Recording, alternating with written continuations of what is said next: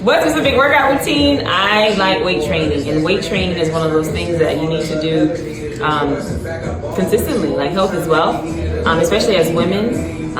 Every year we lose muscle mass.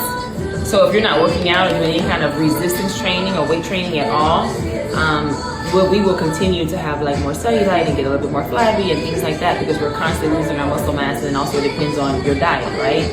So I make sure that I incorporate resistance training, not just like walking on a treadmill, but something that's giving me resistance. So it's going to be weights, using bands, resistance bands, things like that. So I want to put something together for you guys because I do get asked this question a lot. I am just now starting to work out how I used to work out after having a baby, because that took a really big toll on my body, if you can imagine. It's been a journey even getting back to being able to walk again and move again and all these things, because I had a really tough pregnancy. But weight training, just in general, squats is going to be my go-to. RDLs, that's going to be good for your quads, your hamstrings, and of course your derriere to get it nice and round, hip thrusts. Everything's weighted, everything's with weight. So as women, I know sometimes we feel like, oh no, I can't use weights. You absolutely need weights. It's just how you use them. So weight training.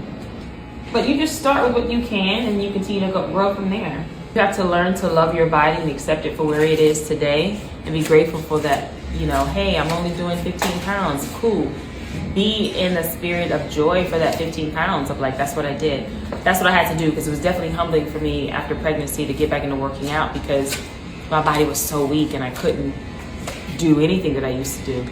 But I wasn't able to work out the whole year. Again, because it was tough. I developed what's called pubic symphysis, and so my pelvic area was it was so painful to move and to walk. I couldn't work out.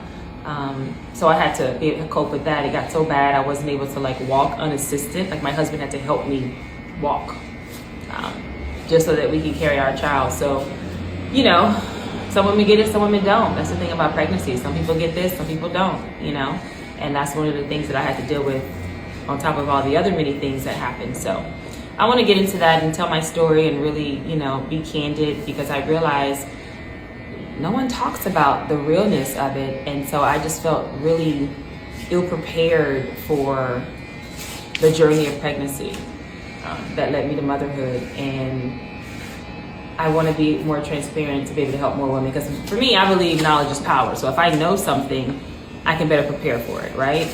So not knowing just left me in such a vulnerable space.